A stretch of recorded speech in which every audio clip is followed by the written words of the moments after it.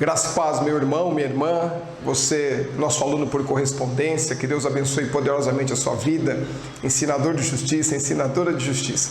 Pega o seu lápis, sua caneta, seu caderno. Então, hoje nós vamos falar sobre evangelhos e o nosso tema é a genealogia de Jesus. Bem, o nosso texto áureo é Mateus 1,17, que diz: de sorte que todas as gerações, desde Abraão até Davi, são 14 gerações. Desde Davi até a deportação para a Babilônia, 14 gerações.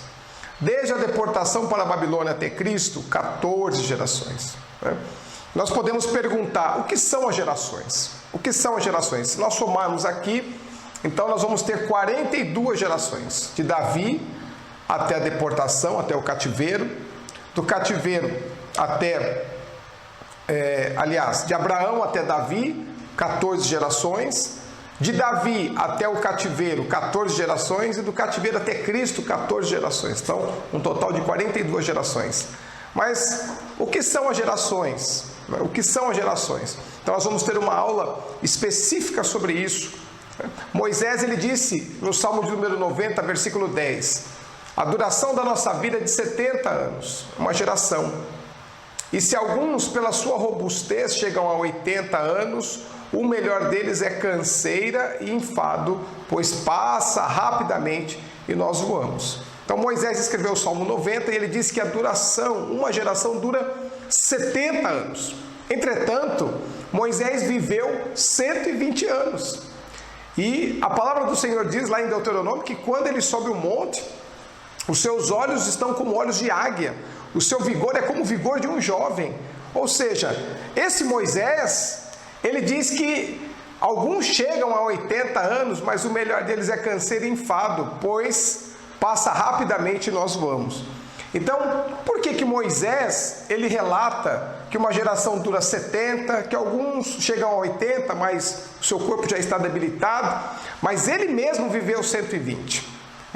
Então, quando nós olhamos a geração com 70, nós vimos então que essa geração, que é representada por 70 anos, ela é formada por uma ascendência e por uma descendência.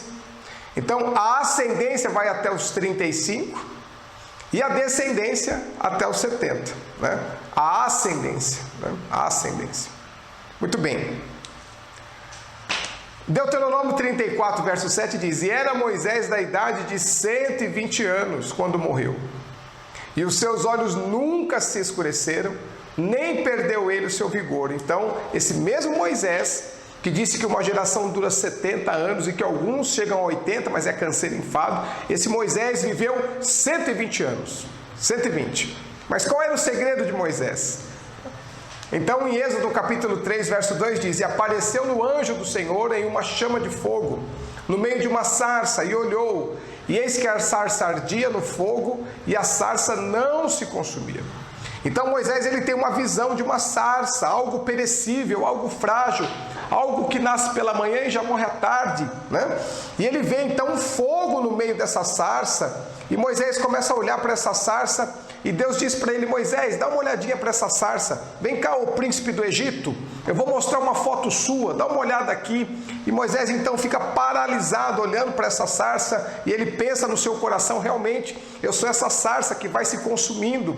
Eu pensei que eu ia ser príncipe no Egito, eu achava que eu ia ter um futuro próspero, eu achei que eu ia ter muita riqueza, mas agora eu estou aqui em Midian, na casa do meu sogro, pastoreando as ovelhas do meu sogro. Nem ovelhas próprias eu tenho, mas eu pastorei as ovelhas do meu sogro 40 anos, é verdade. Eu sou essa sarça que vai se perecendo, que vai se acabando, e o tempo vai passando, meus irmãos, 5 minutos, 10 minutos, 15 minutos, e o fogo é mais intenso na sarça, e Deus diz para Moisés: Moisés, veja o que eu estou fazendo na sua vida, Moisés, veja que eu estou mudando o seu material, Moisés, veja que você é essa sarça, Moisés, que é perecível, que é fraca, que é frágil, mas o fogo vai queimar, e você não vai ser consumida, não vai ser consumido, Moisés, porque você é a sarça, você é a sarça. Então, observe comigo, você que está nos vendo por esse DVD, o fogo do desemprego não pode te consumir, o fogo da indiferença não pode te consumir, O fogo da falta de dinheiro não pode consumir. O fogo da enfermidade não pode consumir, porque você é a sarça de Deus. Então, aqui está o segredo de Moisés. Com 120 anos, ele sobe o monte, seus olhos, visão de águia, seu corpo como de um jovem. Qual era o segredo dele? É que ele é a sarça. O fogo queima, mas ele não se consome. E a palavra de Deus diz que o segredo desse fogo é que o anjo do Senhor, Cristo, estava no centro, no meio dele. Então, se você tem um filho de Deus, eu quero dizer para você, você não vai ter, você já tem vida eterna. Aleluia? Então Moisés, ele fala de dois homens. No Salmo de número 90 ele diz, uma geração dura 70, e pela sua robustez alguns chegam a 80, mas é canseira e enfado. Mas ele mesmo viveu 120. Deus o encheu de vida, Deus mudou o seu material, e essa é a diferença, meus irmãos, do homem que está debaixo do sol e do homem que é revestido pelo sol. Salomão, em Eclesiastes, ele vai falar do homem que está debaixo do sol. O homem que está debaixo do sol, a sua geração dura 70, alguns chegam a 80, mas o homem que é revestido pelo sol, o homem que tem o Espírito de Deus na sua vida, o homem que tem a palavra de Deus no seu coração, esse homem é a sarça, esse homem já tem vida eterna, não terá, ele é revestido pelo sol e a sua natureza, a sua anatomia, a sua fisiologia é completamente diferente aos olhos de Deus. Aleluia! Então, veja, nós temos lá no Salmo de número 90, ensina-nos a contar os nossos dias, ensina-nos a contar os nossos dias.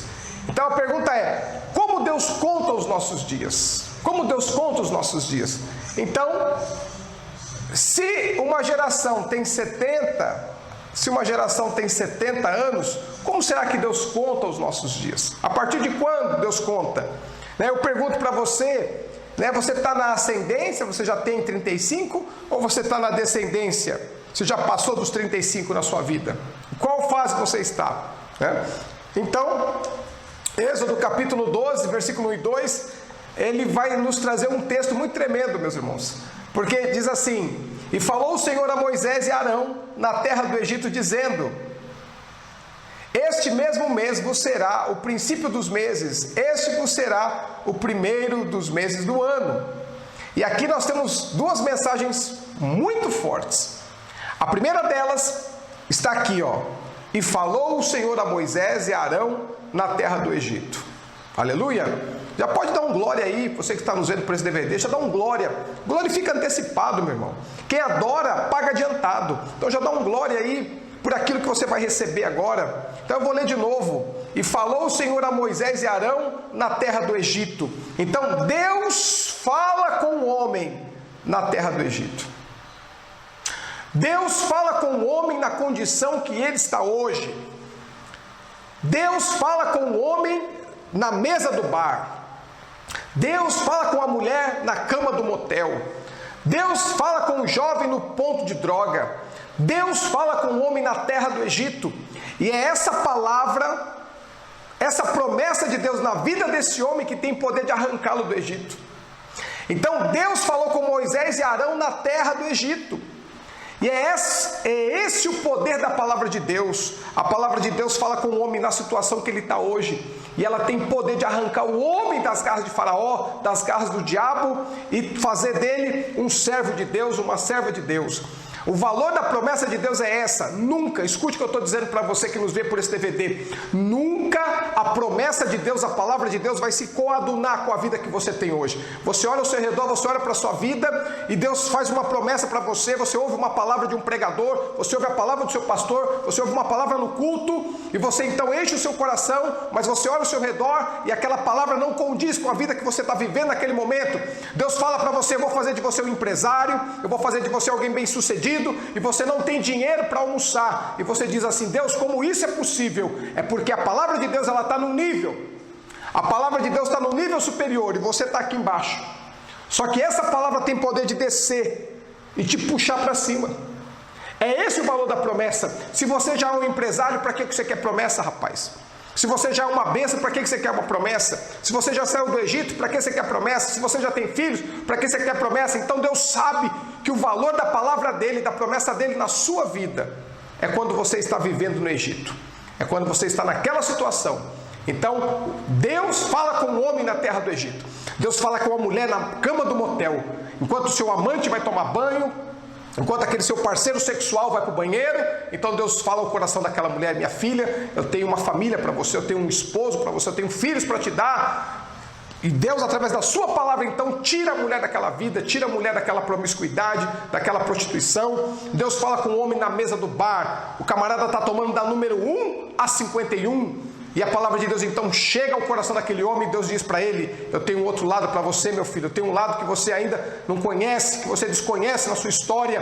Eu tenho algo novo para fazer para você. Porque Deus fala com o homem na situação que esse homem está hoje. Sempre será assim. Então fique atento à palavra de Deus. Não fique querendo comparar a palavra de Deus à vida que você tem hoje. Não fique querendo nivelar a promessa de Deus na vida que você está vivendo hoje. A promessa de Deus sempre vai estar acima da sua palavra. Muitas vezes a pessoa chega no culto e ela está vivendo uma vida promíscua, está vivendo uma vida de pecado, está vivendo uma vida errada, e Deus levanta então um pastor, alguém lá para levar uma palavra e dizer: olha, eu vou te levar para as nações, eu vou te usar no meu reino, eu vou fazer de você alguém que vai glorificar o meu nome. E você diz assim: não, mas eu acho que essa pessoa está profetizando errado, porque não conhece a minha vida, não conhece a minha família, não sabe o momento que eu estou vivendo. Mas Deus sabe muito bem. O que Deus está querendo fazer é tirar você dessa situação, é mostrar para você que existe um outro lado, que existe uma outra situação que você não conhece, um outro nível de vida que você ainda não experimentou. Aleluia! Então, você precisa crer nas promessas de Deus e saber que essa palavra, a palavra de Deus, ela tem poder de nos trazer, de nos levar para um nível superior. Então veja: e falou o Senhor a Moisés e Arão na terra do Egito. Então a mensagem é essa: Deus fala com o homem na terra do Egito. E depois você vai ver aqui: este mesmo mês vos será o princípio dos meses. Este vos será o primeiro dos meses do ano. Então, esse texto fala do novo nascimento. O povo está se preparando para sair do Egito. É interessante que o homem, meu filho, minha filha, meu irmão, você, nosso aluno por correspondência, o homem que não serve a Deus não vive, ele só existe. Deus não conta os dias desse homem. Deus não conta os dias dessa mulher, ele somente existe. E a prova disso é essa: quando o povo vai sair do Egito, o Senhor diz: esse mesmo mês vos será o princípio dos meses.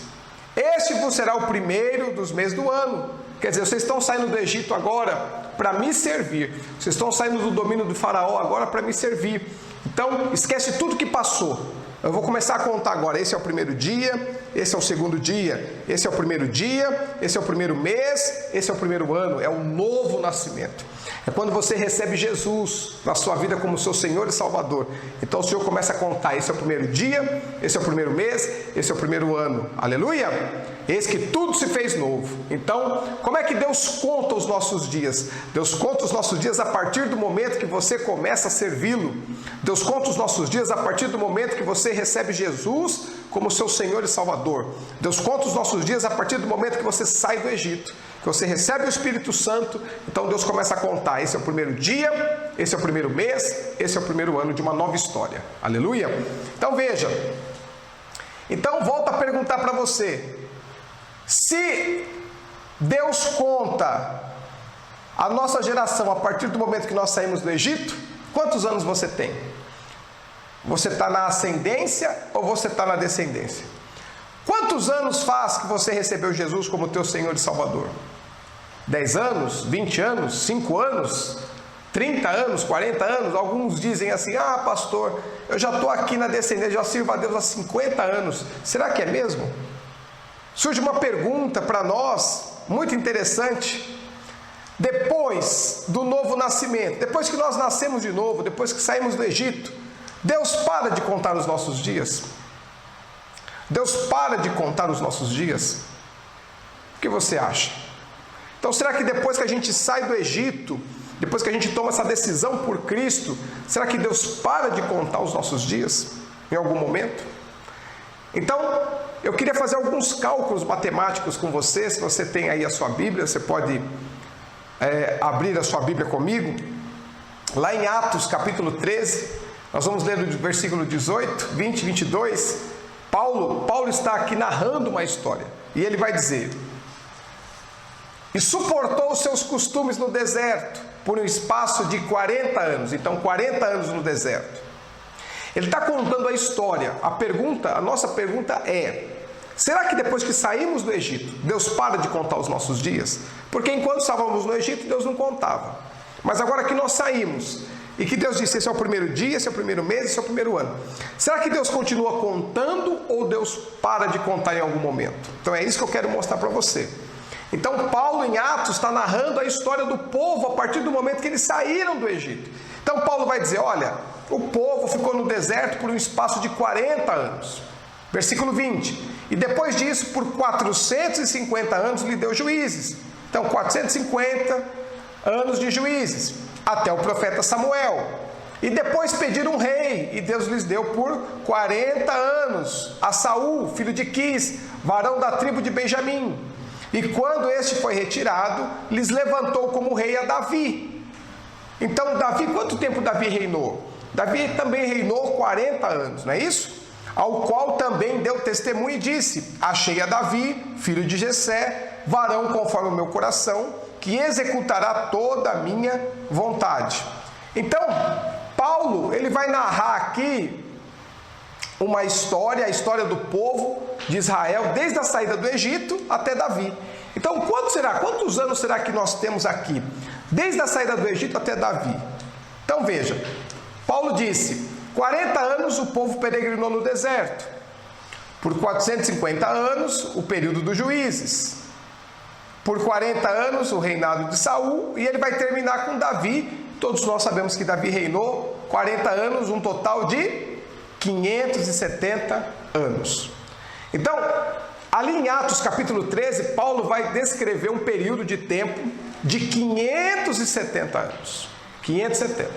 Agora veja, o primeiro livro dos Reis, capítulo 6, versículo 1, também vai narrar a história do povo de Israel. Só que o autor do primeiro livro dos Reis, ele vai narrar a história do povo de Israel, da saída do Egito até a construção do templo. Então vou repetir, da saída do Egito até a construção do templo. Então veja, e sucedeu que no ano 480, depois de saírem os filhos de Israel do Egito. Então, no ano 480, depois de saírem os filhos de Israel do Egito, haviam-se passado então 480 anos que o povo saíra do Egito. Veja, no ano 4º do reinado de Salomão. Então, Salomão é alguém que Paulo não citou. Paulo citou Davi, mas não citou Salomão. Então, o autor do livro de Reis, ele vai citar Salomão e ele vai dizer, no 4º ano do reinado de Salomão sobre Israel, no mês de Ziv, este mês é o segundo, né? Então esse é o segundo mês, ou mês segundo, quer dizer, Salomão, ele havia reinado 3 anos, diga comigo, 3 anos, e agora ele está no segundo mês do 4º ano, quer dizer, ele está começando o 4º ano, o segundo mês, então ele havia reinado 3. Salomão começou a edificar a casa do Senhor. Olha só que interessante. Então, no início do 4º ano, ele tinha reinado 3, Salomão começou a edificar a casa do Senhor. Bom, então se nós colocarmos aqui, segundo a contagem do escritor de Reis, da saída do povo do Egito até a construção do templo, foram 480 anos. 480.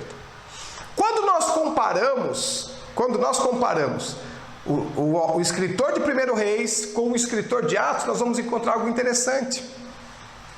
Então veja, Paulo vai dizer que o povo peregrinou 40 anos no deserto, por 450 anos teve o período dos juízes, depois Paulo vai falar sobre 40 anos de Saul e cita Davi, e nós sabemos que Davi reinou 40 anos, dando um total de 570 anos desde a saída do Egito. Agora, Paulo não cita Salomão. Se nós quisermos comparar a descrição de Paulo, a descrição de 1 Reis, nós temos que citar Salomão aqui. E o autor de 1 Reis diz o seguinte, que Salomão reinou 3 anos. 3 anos completos, e no início do 4º ele começou a edificar o templo. Então, se nós formos colocar aqui mais 3 anos de Salomão, então nós vamos ter o início da edificação do templo por Salomão. Ele governou mais 3 anos, aliás, governou mais 3 anos, então 570 mais 3, nós vamos ter 573. Então veja, 573 anos narrados por Paulo, 480 anos narrados por autor de Reis, de 1 Reis. Então Paulo, quando vai descrever a saída do povo do Egito até a construção do templo, Paulo vai fazer um cálculo de 573 anos. Mas o autor de 1 Reis vai dizer que da saída do Egito até a construção do templo foram 480. Se nós subtrairmos, meus irmãos, 573 anos menos 480, nós vamos ter um total de 93 anos que o autor de Reis não contou. Vocês estão aí? Aleluia! Então veja que o autor de 1 Reis não conta 93 anos que Paulo contou. E por que não? Então, nós voltamos naquela pergunta: será que depois que nós saímos do Egito, nascemos de novo, você nasceu de novo, será que Deus para de contar os nossos dias? Então, veja, eu queria mostrar para vocês, a resposta está em Juízes. Então, Juízes, capítulo 3, versículo 8, a primeira falha de Israel, diz assim: então a ira do Senhor se acendeu contra Israel, e ele os entregou nas mãos de Cusã-Risataim, rei da Mesopotâmia, e os filhos de Israel serviram a Cusã-Risataim durante 8 anos. 8 anos, marque aí. Juízes, capítulo 3, verso 14, nós temos a segunda falha do povo. E os filhos de Israel serviram a Eglon, rei dos Moabitas, por 18 anos. Terceira falha do povo de Israel, lá no livro de Juízes, capítulo 4, verso 2 e 3. E entregou o Senhor em mãos de Jabim, rei de Canaã, que reinava em Azor. E Cícera era o capitão do seu exército, o qual, então, habitava em Harosete, Ragoim. Então os filhos de Israel clamaram ao Senhor, porquanto Jabim tinha 900 carros de ferro, e por 20 anos oprimia os filhos de Israel violentamente. Quarta falha do povo, Juízes 6:1 diz: porém os filhos de Israel fizeram o que parecia mal aos olhos do Senhor, e o Senhor os deu nas mãos dos midianitas por 7 anos. Vocês estão aí? Observe cada falha do povo. Quinta falha, Juízes 13:1. Então, depois que eles saem do Egito, eles vão cometer uma série de falhas, depois que eles nasceram de novo, assim como você e eu. Então veja, Juízes 13:1 diz: e os filhos de Israel tornaram a fazer o que parecia mal aos olhos do Senhor, e o Senhor os entregou na mão dos filisteus por 40 anos. Então 40 anos, muito bem. Se nós formos somar isso, então nós temos 8 anos que Israel serviu a Mesopotâmia, 18 anos que serviram os Moabitas, 20 anos que serviram a Canaã, 7 anos que serviram os Midianitas, 40 anos que serviram os filisteus, um total de 93 anos. Aleluia! 93 anos. Então, veja, qual é a revelação? Qual é a revelação que nós temos aqui? A revelação é essa: quando você sai do Egito, Deus começa a contar, esse é o primeiro dia. Quando você recebe Jesus como teu Senhor e Salvador, Deus começa a contar, esse é o teu primeiro dia, esse é o teu primeiro mês, esse é o teu primeiro ano. Nós chamamos isso de novo nascimento. Entretanto, durante a sua caminhada no deserto, o deserto representa o mundo que nós vivemos. Todas as vezes que o povo de Deus se colocava debaixo de um jugo, eles pecavam, faziam aquilo que era mal, e se colocavam debaixo de um jugo, Deus parava de contar os seus dias. Paulo, quando vai narrar a história, Paulo conta todos os anos. Mas o autor de 1 Reis, ele está falando no contexto espiritual. Paulo não, Paulo está falando no contexto histórico. Então, no contexto histórico, Paulo vai contar 573 anos.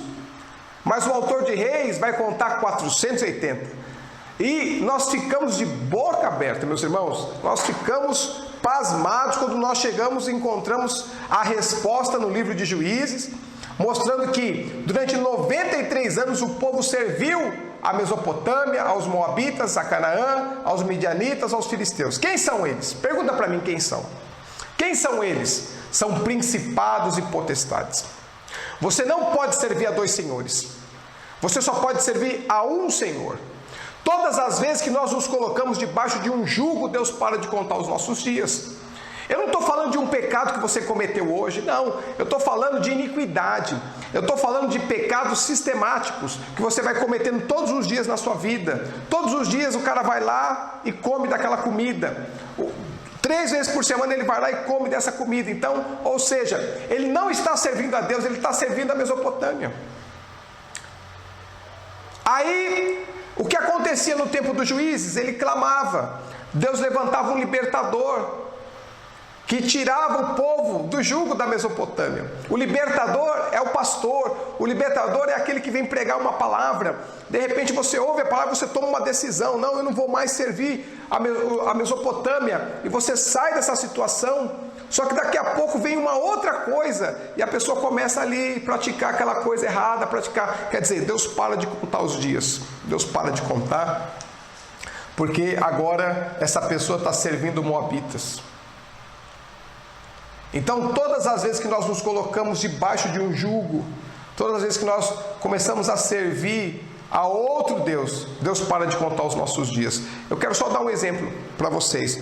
Uma moça se converteu, veio para a igreja, Deus começou a contar os dias dela. Esse é o primeiro dia, esse é o primeiro mês, esse é o primeiro ano, novo nascimento. Assim que ela chegou na igreja, ela começou a namorar um rapaz músico, e os dois começaram um namoro, e eles começaram a ter relações sexuais antes do casamento.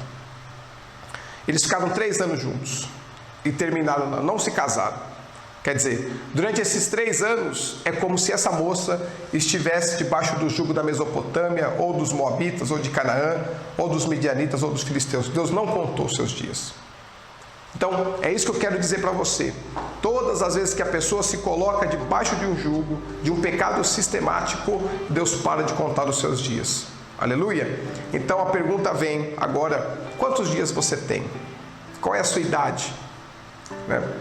Quanto tempo? Então, isso é algo que nós vamos continuar falando na segunda parte dessa aula, estudando sobre a genealogia de Jesus. Espero que você tenha entendido esta mensagem, esta palavra. Que Deus abençoe poderosamente a sua vida, sua família, o seu ministério, e um beijo no seu coração. Até a próxima, em nome de Jesus.